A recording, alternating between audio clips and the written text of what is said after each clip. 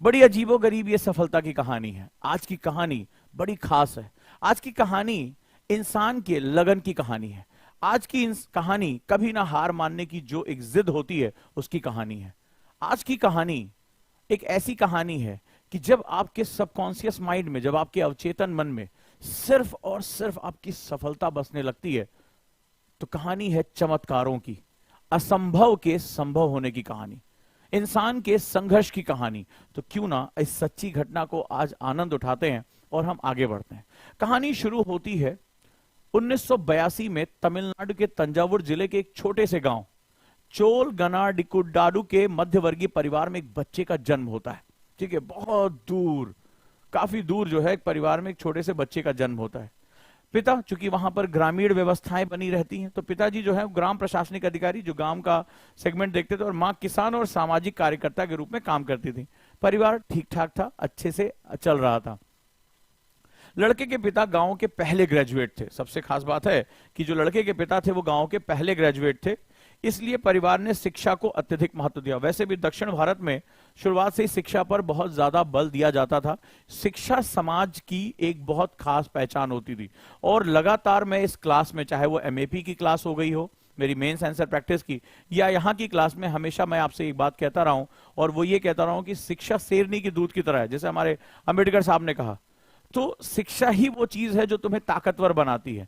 तो पिता ने हमेशा शिक्षा पर बहुत ज्यादा बल दिया।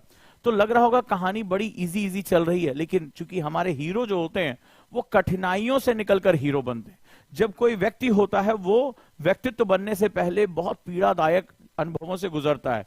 इसके हिस्से में भी वही चीज आई। कहानी आगे बढ़ती है।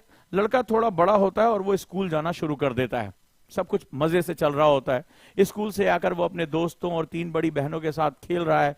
लाइफ जैसे एक नॉर्मल परिवार में लाइफ होती है, वैसे ही लाइफ यहां भी चलती चली जा रही है।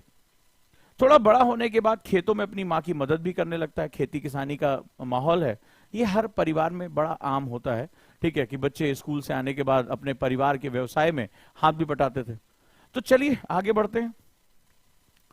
उस लड़के का बचपन सामान्य रूप से बीत रहा था, जैसे हर स्टूडेंट का बचपन होता है। उसके बचपन का ज्यादातर समय खेल कूद और खेतों में गुजर जाता था। अब वो लड़का स्कूल के अंतिम स्टेज यानी 12वीं क्लास में पहुंच गया। अब जिंदगी को कुछ चेंज लेना था, जिंदगी को कुछ बदलाव लेकर आना था। लाइफ बहुत सेट थी, स्कूल जाना, खेतों में काम करना, हंसी खुशी का माहौल, सब कुछ ऐसा ही चल रहा था।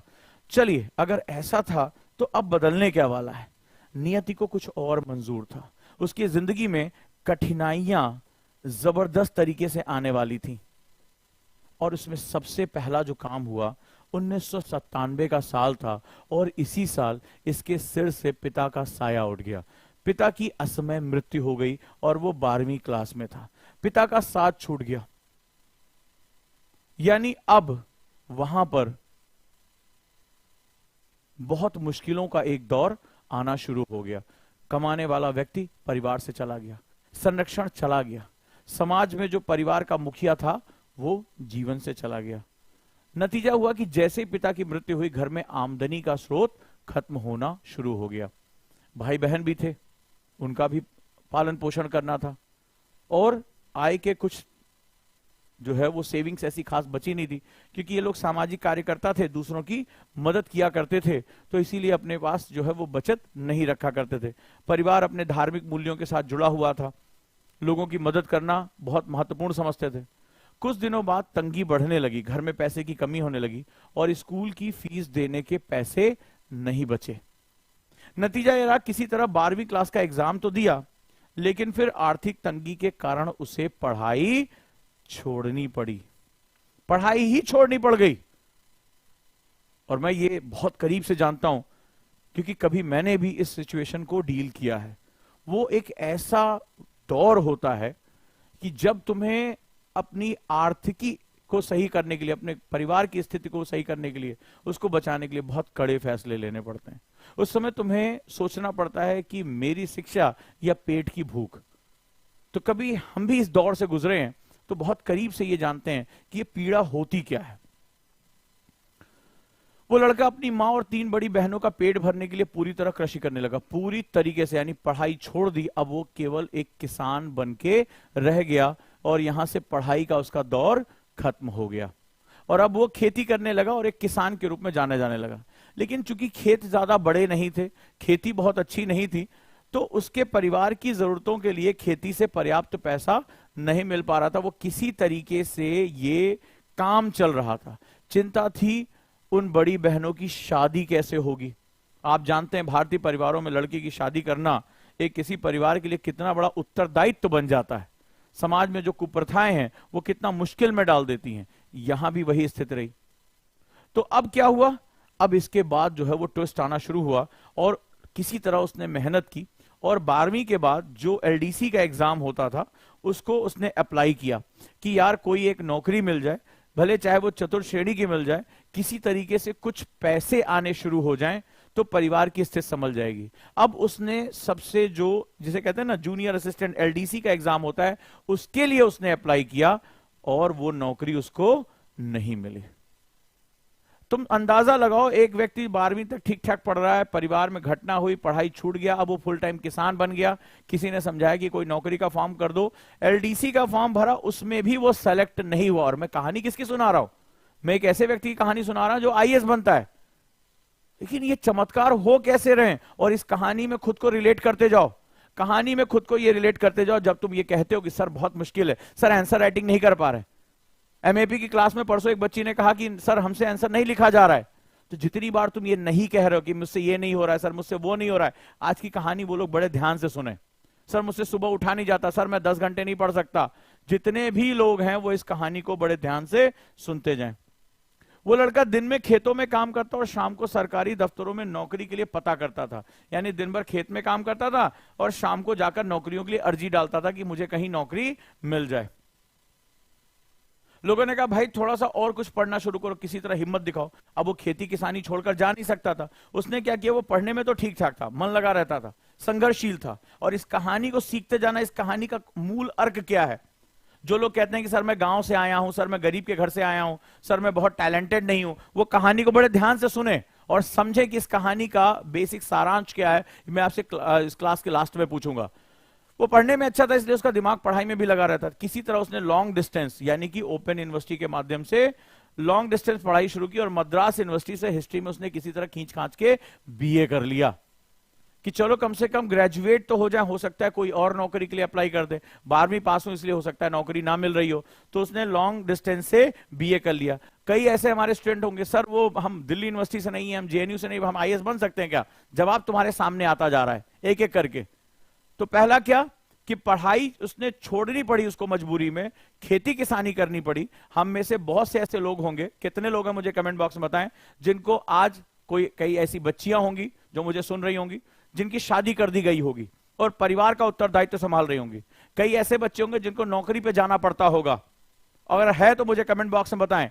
कुछ ऐसे भी स्टूडेंट होंगे जिनको घर के काम करने पड़ते होंगे, वो पढ़ना चाहते हैं। कई ऐसे बच्चे होंगे जो खेती किसानी भी करते होंगे, अगर हैं तो मुझे कमेंट बॉक्स में बताइए कि वो आप में से कितने लोग हैं।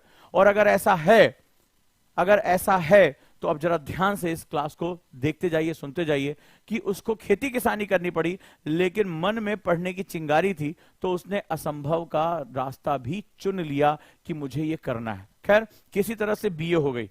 खेत में काम करने और नौकरी तलाश करने का सिलसिला 9 साल तक वो नौकरी ढूंढता रहा।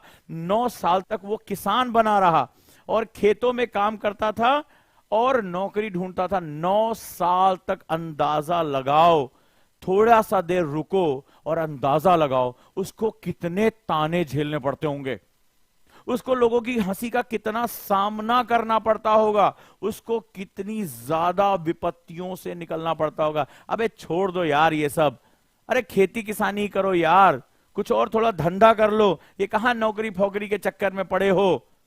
तुम उसके प्रेशर का अंदाजा लगा सकते हो। 1 2 3 4 5 6 नहीं, 9 साल। हम 1 साल में हार मान के बैठ जाते हैं। मैं अपने स्टूडेंट का एक चेहरा नहीं भूल पाऊंगा। लेट उसने ज्वाइन किया, मात्र 8 महीने तैयारी की, 2-3 नंबर से उसका प्रीलिम्स निकलने से रह गया, वो वापस चला गया। 1 साल उसने ढंग से तैयारी नहीं की। मैंने उसको बहुत रोकने की कोशिश की, रुको, पढ़ो यार, हिम्मत करो, अब की बार हो जाएगा। बोला नहीं नहीं 1 साल में नहीं होता, अब क्या करेंगे आईएएस बन के। मैंने कहा तुमने 1 साल नहीं दिया मुझे, तैयारी तो करो। इतनी जल्दी लोग आज की डेट में हिम्मत हार जाते हैं, एक अटेम्प्ट फेल हुए सुसाइड कर लेते हैं। और खासतौर पे मेरा मैसेज उन लोगों से जिनके मन में सुसाइड का ख्याल आता है जब वो एग्जाम में फेल हो जाते हैं, उनको लगता है जीवन खत्म हो गया, हम कहीं मुंह दिखाने के लायक नहीं है। ये तुम्हारे अंदर का खोखलापन है। अरे हीरो ऐसे होते हैं। अभी कहानी में तो ट्विस्ट आना शुरू हुआ है कि खेतों में काम भी कर रहा है, पार्ट टाइम बीए भी कर रहा है, और 9 साल तक नौकरी खोज रहा है, और हर जगह उसको निराशा निराशा निराशा। 9 साल तक, 9 इयर्स, ये थका देने वाली प्रक्रिया है। तानों से गुजरा होगा, दबाव से गुजरा होगा, उपहास, लोगों ने मजाक उड़ाया होगा उसका, लेकिन वो दीवानगी है, और यही दीवानगी सबसे बड़ी चीज है। चलो इसके आगे डिस्कस करते हैं। अब जब वो थकने लगा तो उसने कहा चलो यार हम अपना लक्ष्य बदल देते हैं, कुछ और सोचते हैं और राह बदल देते हैं। कई बार ऐसा लगता है शायद ये हमारी दुनिया नहीं है, मुझे कुछ और सोचना चाहिए, मुझे किसी बड़ी चीज के लिए शायद मेरी तैयारी अच्छी नहीं है, तो मुझे कुछ और अपना जो है वो लक्ष्य बदल देते हैं और रास्ता बदलते हैं, किसी नए तरीके के बारे में बात करते हैं। अब सोचो, और बदला भी तो क्या बदला, इसको बोलते हैं इंट्रोस्पेक्शन। इंट्रोस्पेक्शन यानी खुद को तराशते रहना, खुद से प्रश्न पूछते रहना, खुद को जांचते रहना कि कहीं मैं कुछ गलत तो नहीं कर रहा हूं, कि एक छोटी सी नौकरी भी मुझे नहीं मिल रही है, कहीं मुझसे कुछ गलती तो नहीं हो रही है। और इसने क्या किया, जब अपना लक्ष्य बदला तो लक्ष्य 2 तरीके से बदले जाते हैं। अब बहुत कोर बात कह रहा हूं।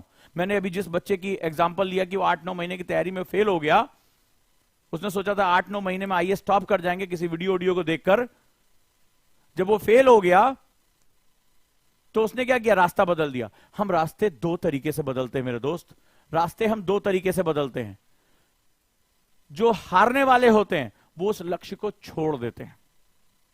जब उनको फेलियर का सामना करना पड़ता है, रास्ते बहुत कठिन होते हैं, तो ज्यादातर लोग रास्तों को छोड़ देते हैं, तैयारी छोड़कर कुछ और करने लगते हैं, पढ़ाई छोड़कर कुछ और करने, बोले यार हमारा नहीं हो सकता।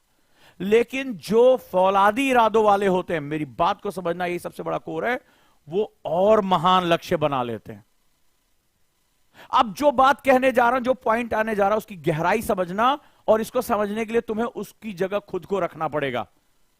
खुद को रखना पड़ेगा। खुद को रख के देखो, आंख बंद करो, कल्पना करो कि तुम 9 साल किसी चीज में फेल हो रहे हो, और अब अंदर से अंतर्मन ने कहा कि लक्ष्य बदलो, रास्ता बदलो, तो तुम और छोटी चीज पे सेटल हो जाते हो। ये ह्यूमन टेंडेंसी होती है, हां या ना, मुझे बताओ, हां या ना। हम थोड़े यार ये छोड़ो यार, एलडीसी नहीं, इससे भी छोटा कोई चपरासी की नौकरी लग जाए, हम वो करेंगे।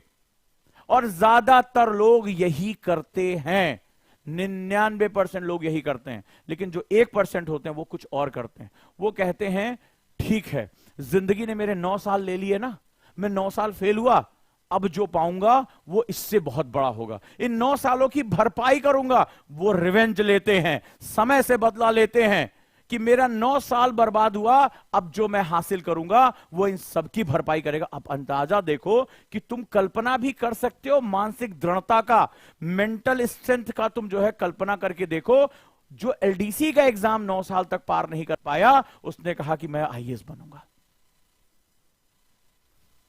आईएएस बनूंगा। बात अच्छी लगी हो तो मुझे बताओ, यस सर, मतलब कल्पना से भी परे है। और वो व्यक्ति जो कल्पनाओं से परे होकर असंभव की छाती पर अपना मुक्का मारते हैं, वही इस दुनिया में इतिहास लिखते हैं। मेरी इस बात को याद रखना।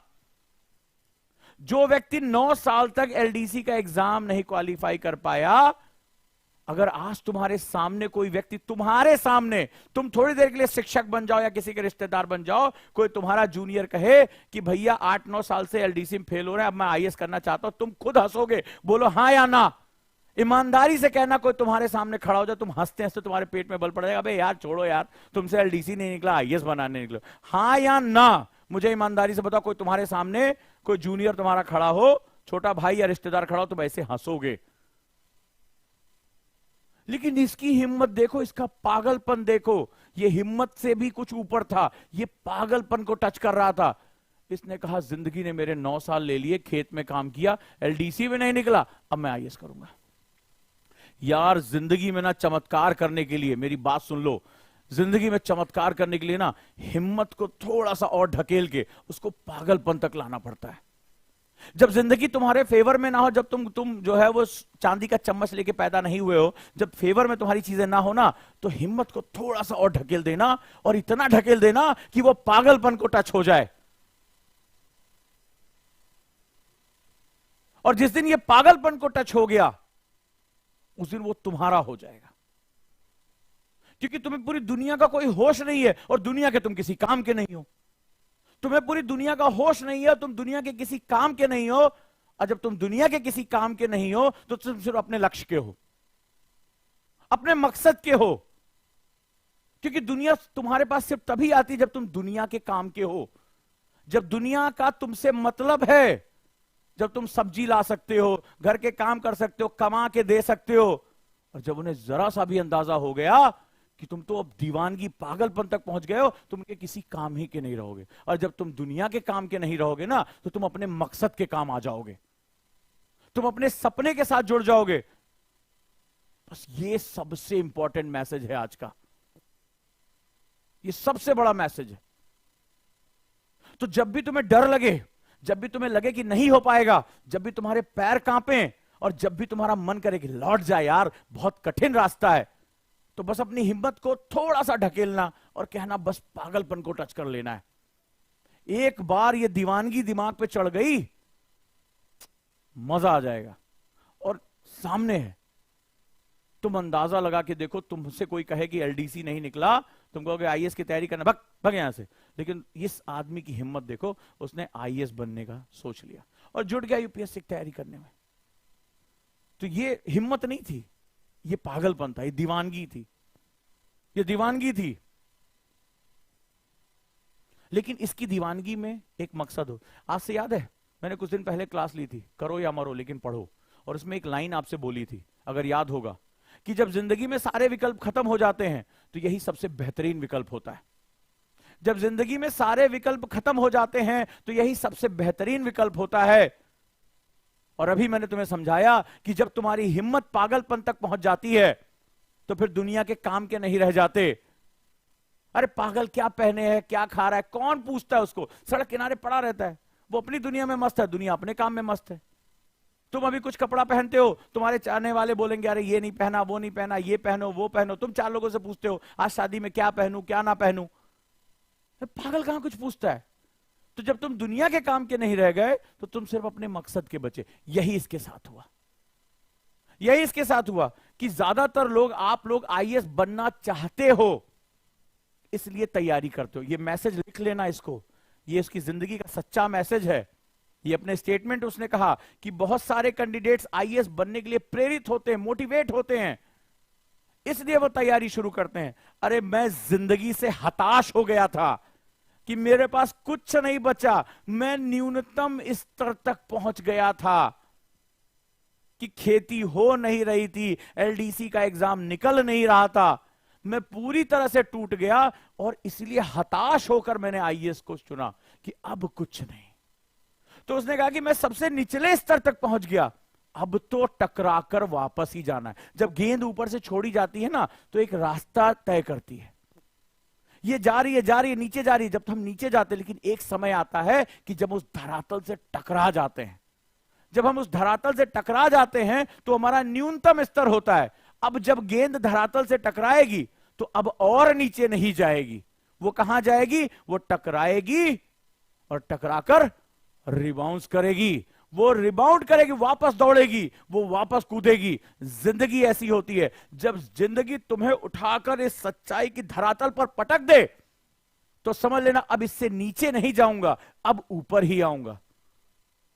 क्योंकि तुम तैयारी बहुत बड़ी बड़ी बातें सोचकर आते हो, अभी जाऊंगा, अभी 1 साल में आईएएस बन जाऊंगा, ये वाली गाड़ी मिलेगी, वाला बंगला मिलेगा, ये हो जाएगा, वो हो जाएगा। लेकिन जब धरातल पर आते हो तो तुम गिरना शुरू कर देते हो, तुम्हारी हताशा तुम्हारे ऊपर आ जाती है और बीच में छोड़कर भाग जाते हैं। लेकिन जब जिंदगी तुम्हें इस धरातल पर पटक देना तो घबराना नहीं, चोट तो लगेगी, कुछ टूटेगा भी, लेकिन यह समझ लेना कि अब इसके बाद ऊपर ही जाना है। इसकी जो सबसे खास बात थी वो यही थी।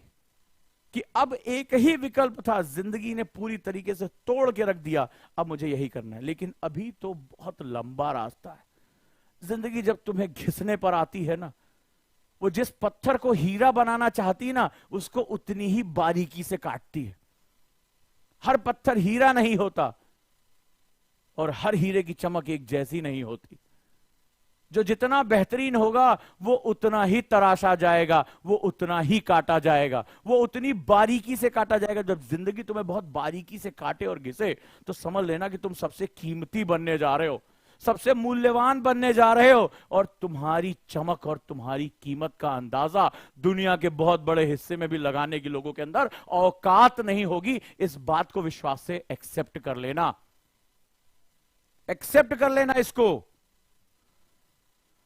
अब सवाल है कि सोच तो लिया, लेकिन ना कोई गांव के आसपास, अरे जहां एलडीसी सबसे बड़ा सपना है मेरे भाई, चतुर्श्रेणी कर्मचारी बनना सबसे बड़ा सपना, वहां आईएएस बोल नहीं लोग पाते हैं, जानते नहीं होता क्या है। जहां आप भी आज भी गांव में जाओगे, अब तो इतनी संचार क्रांति आ गई, फिर भी लोग कहेंगे पटवारी दरोगा बन जाए, सबसे बड़ी नौकरी तो दरोगा की है। और वहां आईएएस कहां, किससे पूछे सिविल सर्विसेज क्या होता है? कोई मार्गदर्शन नहीं, कोई सुविधा नहीं। यानी इरादा तो कर लिया, लेकिन एक घने जंगल में पैर रख दिया, किधर रास्ता है कुछ नहीं पता। लेकिन यह बहुत इंपॉर्टेंट बात है, कहा गया है कि मीलों का सफर एक कदम से शुरू होता है। मीलों का सफर एक कदम से शुरू होता है, सबसे मुश्किल वो पहला कदम ही होता है। मीलों का सफर एक कदम से शुरू होता है और सबसे मुश्किल वो एक कदम ही होता है। और जिसने वो कदम बढ़ा दिया, जिसने वो कदम बढ़ा दिया, वो अंधेरों में भी रास्तों पे चल पड़ता है। ये बात याद रखना, ये बहुत कोर है और यही सबसे बड़ा कॉन्सेप्ट है। जब कुछ भी ना समझ में आए कि क्या करना है, तो बस कदम बढ़ा दो। हिम्मत एक टॉर्च की तरह होती है जो अंधेरों में भी रास्तों पे फोकस करती है। ये बात याद रखना। उसने सार्वजनिक लाइब्रेरी ज्वाइन कर ली और वहां अध्ययन करना शुरू कर दिया। वहां सिविल सर्विसेज के लिए एक छोटा सा सेक्शन था। उसने कहा बहुत है, मेरे पास तो कुछ नहीं है, मेरे लिए यही बहुत है। शुरू किया, अब पढ़ने लगा। वहां आसपास कुछ हेडमास्टर और उसके शुभचिंतक थे। उसको लगा लड़के में दम है। ये जो आपकी हिम्मत होती है ना, ये चुंबक की तरह होती है। ये जो आपकी हिम्मत होती है वो चुंबक की तरह होती है। जब तुमने हिम्मत दिखा दी ना, तो मदद करने वाले अपने आप आसपास जुड़ जाते हैं। हर कहानी में मैंने तुम्हें यही बताया। बस सवाल है कि तुम्हारे अंदर वो हिम्मत होनी चाहिए। तुम पहला कदम बढ़ा सको, कारवां तो अपने आप जुड़ता जाएगा। अब आगे धीरे धीरे मदद मिलने लगी। शुभचिंतक आए, जोड़ा, चलो मेहनत करो, आगे बढ़ो। करते करते उसको तमिलनाडु सरकार की निशुल्क सिविल सेवा की कोचिंग मिल गई, फ्री में। सरकार की योजना थी, लोगों ने बताया भाई ऐसा भी होता है, करो। क्योंकि अब लोग उसके साथ जुड़ने लगे, उसके सपनों के साथ जुड़ने लगे। खासतौर पे शिक्षकों के साथ सबसे खास बात होती है, वो अपने स्टूडेंट की आंखों से सपने देखते हैं। हम अपनी आंखों से सपने नहीं देखते, हम तुम्हारी आंखों से सपने देखते हैं। जब तुम सफल होते हो, सबसे ज्यादा चमक हमारी आंखों में होती है। यही दुनिया की सबसे बड़ी सच्चाई है। अब उसने क्या किया, उसने तमिलनाडु पीसीएस का एग्जाम क्रैक कर लिया। क्रैक कर लिया, लेकिन यूपीएससी में फेल हो गया। सपना आईएएस का देखा था। अच्छा अब एक बात बताओ, आगे कहानी आगे बाद में बढ़ाएंगे। एक लड़का जिसकी 12वीं के बाद पढ़ाई छूट गई, वो फुल टाइम किसान हो गया। एलडीसी का एग्जाम 9 साल तक देने की कोशिश की, सरकारी नौकरी ढूंढने की कोशिश, उसको नहीं मिला। फिर उसने आईएएस बनने का सपना देखा, कोई संसाधन नहीं था, कोई मित्र नहीं थे, लेकिन तैयारी शुरू की। इसके बाद वो स्टेट पीसीएस क्लियर कर गया। अच्छा, ज्यादातर लोग यहां पर थक कर रुक जाते हैं। हाँ या ना मुझे कमेंट बॉक्स में बताओ कि अगर आप में से ज्यादातर लोग होते आपके आसपास, बोले यार पीसीएस निकल गया, और झूठ मत बोलना, बहुत से स्टूडेंट को बहुत करीबी तरीके से जानता हूं, अरे यार पीसीएस निकल गया, नौकरी हो गई है, अब शादी वादी कर ले, बहुत टाइम हो गया है, घर पे कुछ कर्जा वर्जा हो गया है, उसको भी निकलवाएं, ठीक है यार बहुत है, इतना इस जन्म के लिए इतना ही सही है। क्योंकि बहुत समय गुजर चुका है, बहुत समय गुजर चुका है, अब क्या जरूरत है इतना। पीसीएस निकल गया, अधिकारी हो गए, डिप्टी एसपी हो गए, एसडीएम हो गए, बढ़िया चल रहा है, काम धाम बढ़िया, सुरक्षा हो गई है। ज्यादा से ज्यादा लोग सेटल हो जाते हैं। और ये मैंने व्यक्तिगत जीवन में भी कई अपने स्टूडेंट के साथ देखा है। अरे सर अब नहीं, पीसीएस हो गया सर, सेटल हो गया, शादी का अच्छा रिश्ता आ रहा है, बढ़िया काम धाम हो गया है सर, अब हम यहाँ खुश हैं। खुश सर, अब बहुत दिन से मम्मी कह रही थी घर में नाती पोते होने चाहिए, तो सारी बातें चल रही थी और ऐसा होता है। लेकिन मैंने कहा ना, हिम्मत से ऊपर जब पागलपन को टच कर जाते हो तो पागल कुछ और नहीं सोचता, बस वो अपना सपना ही बड़बड़ाता रहता है। और ये पागलपन जिस दिन तुमने अपनी हिम्मत को थोड़ा सा ढकेल के पागलपन में कन्वर्ट कर दिया, तो आज की बात याद रखना, बड़ी खूबसूरत बात थी, फिर तुमके कोई रोक नहीं पाया, क्योंकि तुम्हें उसको छोड़कर कुछ और तुम्हें समझ में ही नहीं आएगा। और लीजेंड बनने के लिए पागलपन चाहिए। मीरा लीजेंड है क्योंकि मीरा को कृष्ण के सिवा कुछ नहीं दिखाई पड़ता, क्या पति, क्या वो महल, कुछ नहीं। मीरा को तो सिर्फ श्री कृष्ण दिखाई पड़ते हैं, तो संसार मीरा की स्तुति करता है, मीरा के भजन गाता है। क्यों? क्योंकि कृष्ण को छोड़कर कुछ और नहीं। रसखान की जब बात होती है, सूरदास की बात होती है, तो जिसकी आंखें नहीं वो कृष्ण की ऐसी व्याख्या करते हैं कि दुनिया की आंखों से आंसू निकल आते हैं। जो आंखों से देख नहीं सकता वो ईश्वर के रूप का ऐसा वर्णन करता है कि संसार की आंखों से आंसू निकल आते हैं। ये होती है वो दीवानगी, और संसार में लीजेंड बनने के लिए दीवानगी ही चाहिए। क्लियर? फेल। अच्छा चलो भाई, सर्विस ज्वाइन कर ली, घर में कुछ पैसा आए कि चलो भाई ज्वाइन कर लेते हैं, और असिस्टेंट डायरेक्टर पंचायत का, डीएसपी का पद मिल गया, काम शुरू करें। लेकिन अब बात तो यूपीएससी की आ गई थी, मन में आईएएस बनने का सपना तो था, छोड़ ही नहीं सकते, मजबूरी के आगे ज्वाइन कर लिया। लेकिन अब कुछ काम तो करना था, सपना पल रहा था, नौकरी के साथ शुरू कर दी तैयारी। कुछ और सुझा ही नहीं पड़ रहा है, न शादी, न ब्याह, न परिवार, कुछ सुझा ही नहीं पड़ रहा है, सिर्फ आईएएस आईएएस आईएएस और कुछ नहीं। पीसीएस भी हो गया तब भी बेचैनी मची, बोले अब नौकरी के साथ करेंगे। जब खेती के साथ पढ़ाई कर सकते हैं तो नौकरी के साथ क्यों नहीं कर सकते, सेटल नहीं होंगे। अब 5 बार उसने मेंस लिखा, 5 बार मेंस लिखा बहुत बढ़िया तरीके से, और 3 बार इंटरव्यू में गया और वहां भी फेल। 5 बार मेंस में फेल और 3 बार इंटरव्यू तक पहुंच के फेल। 8 बार यार, 1 साल 2 साल 3 साल 4 साल हमने तो नहीं देखा, ज्यादातर जो है वो 3 के ऊपर कोई जाता होगा। पहले अटेम्प्ट में लोग घबरा कर भाग जाते हैं, थोड़े बहुत दूसरे अटेम्प्ट तक, तीसरे अटेम्प्ट तक। अभी चमत्कार होना बाकी है। क्यों? क्योंकि दिमाग में सिर्फ एक ही सपना पल रहा है, यूपीएससी का। पीसीएस में भी बेचैनी है, देंगे 1 2 3, 5 बार मेंस में फेल, 3 बार इंटरव्यू में फेल, 8 ही अटेम्प्ट थे, और यूपीएससी के सारे अटेम्प्ट खत्म हो गए, सारे अटेम्प्ट खत्म हो गए। तो मैं कहानी किसकी सुना रहा हूं? मैं तो एक आईएएस की कहानी सुनाने जा रहा हूं, और सारे अटेम्प्ट खत्म हो गए। 5 बार मेंस दिया, 3 बार इंटरव्यू दिया, फिनिश, सारे अटेम्प्ट खत्म। अब तो सारे रास्ते बंद हो गए ना, अब तो असंभव आकर खड़ा हो गया। वो कह रहा है इम्पॉसिबल। बट प्रॉब्लम यही है कि इम्पॉसिबल जो होता है ऐसे लिखा जाता है, हम ऐसे ही उसको पढ़ते हैं, ठीक है। हम उसको क्या करते हैं, हम ऐसे ही पढ़ते हैं, मान लो लिखा हुआ है, हम लिख दिए। लेकिन जो होनहार होते हैं उसको ऐसे पढ़ते हैं, उनका दृष्टिकोण थोड़ा सा अलग होता है। जिंदगी दृष्टिकोण है, ठीक है, जिंदगी दृष्टिकोण है। तो क्या होता है, वो इम्पॉसिबल को थोड़ा सा अलग नजरिए से पढ़ते हैं, और वो कहते हैं अरे इम्पॉसिबल तो खुद कह रहा है आई एम पॉसिबल।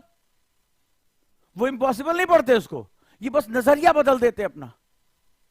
यूपीएससी का 8 अटेम्प्ट खत्म, सब कुछ खत्म, सब कुछ झोंक दिया, अब क्या कर सकते हो इससे आगे। बट वो ये जानते हैं कि इम्पॉसिबल में थोड़ा सा नजरिया बदलने की जरूरत है। इम्पॉसिबल खुद कहता है आई एम पॉसिबल। सही से आओ तो, सही से लड़ो तो, जज्बा दिखाओ तो, मजा तो इसका है। तो इम्पॉसिबल खुद कहता है आई एम पॉसिबल। तो इसने क्या किया, अचानक से कुछ हुआ।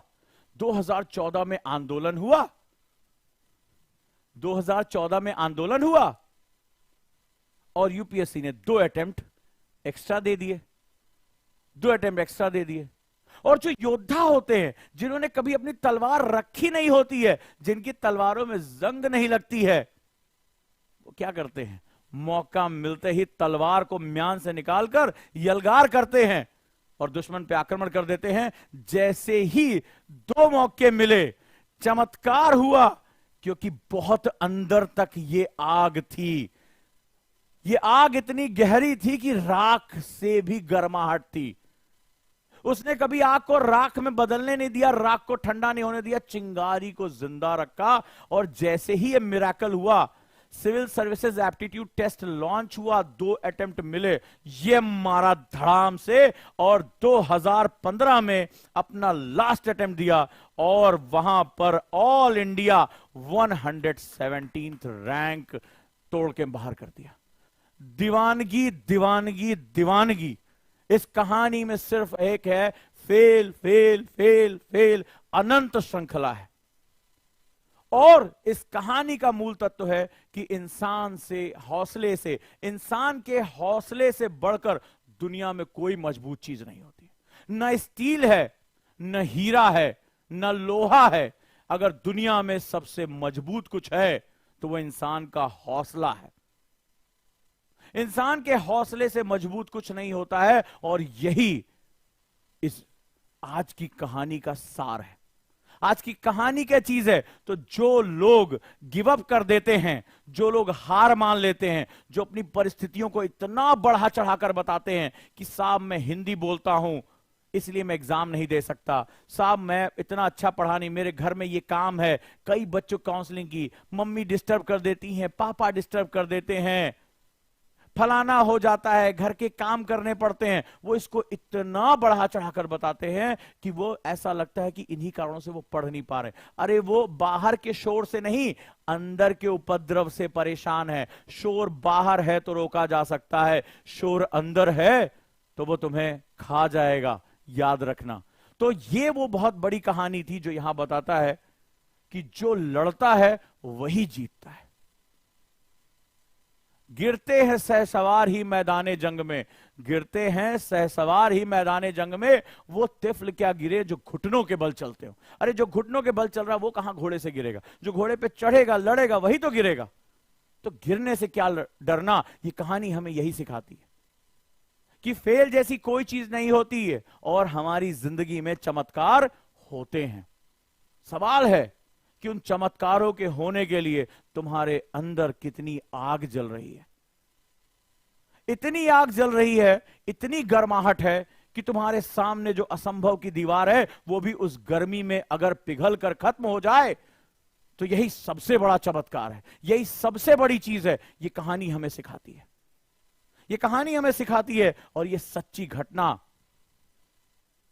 ये सच्ची घटना, ये जो टेबल है, जो तुम्हारा सपना है ना पहुंचने का, जो तुम्हारा सपना है ना पहुंचने का, ये कोई वहां पहुंचा। ये चाहते हो अपने नाम के सामने ये लिखा हो, ये लिखा हो IAS, भारतीय प्रशासनिक सेवा। जब तुम जिस टेबल पे बैठो उस टेबल के आगे ये हमारा राष्ट्रीय चिन्ह, और तुम्हारे नाम के आगे कितने लोग हैं जो ये चाहते हैं, IAS।